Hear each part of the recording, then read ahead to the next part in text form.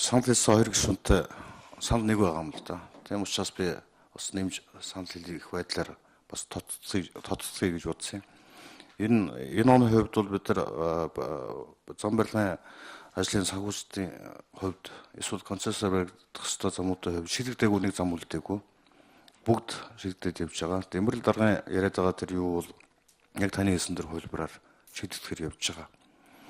Ер нь бол жишээлбэл оюун хорлох гишүүний ярьж байгаа тэр 67 км зам Загастан даваа тэргээд одоо замын үнэлэмж нь бол яг тал нутгийн одоо дорн Сүхбаатарт баригдаж байгаа замтай иж төстэй шахуу үнээр байгаа л да.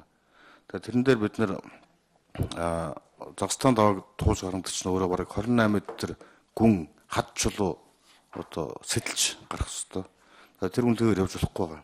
Тэгээд сая нөө хятадын хөнгөлөлтөө 500 сая долларын гэрээлцээний явцад бид нар бараг 40 сая доллар хэмжсэн. Тэгээ яг Загастан давааг тусдан төслөлтбөр болгож тэндээс нэмэлт санхүүжилт хийхээр одоо зохицуулт хийгдсэн байгаа.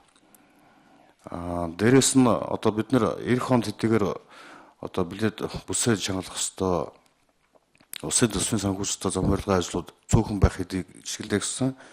Олон улсын хамтын ажиллагааны хүрээнд олон улсын санхүүгийн байгууллагууд жишээлбэл Аз хөгжлийн банк, гадаадын дээд тусламж жиг хүрээнд бол концессийн хүрээнд мөн бас одоо энэ зам барих 21 аймгийн холбох тэр төслөлтбөрүүд бол зогсохгүй явна гэдгийг хэлэх гэсэн. Дээрээс нь хоёр хөрш орон Орос улбаны улс, Бүгднамт Хятад улстай Монгол улс одоо эдийн засгийн 3 коридорын хөтөлбөр зорилтуудаа сая эцэслээд хэлж дууссан.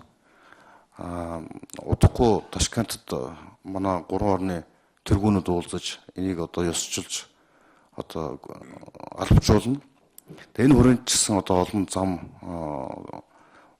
төмөр зам бүтээн байгуулалтын ажлууд байгаа. Тэгээ энэ өөрөө нөгөө шинээр байгуулагдсан Азийн дэд бүтцийн хөгжлийн банк санхүүжүүлэх чиг хандлагатайгаар одоо 3 одоо хөрш орны тогтолцоогоор явж байгаа гэж хэлсэн. Тийм учраас одоо энэ дээр санаа зовтгоо л гэж хэлсэн.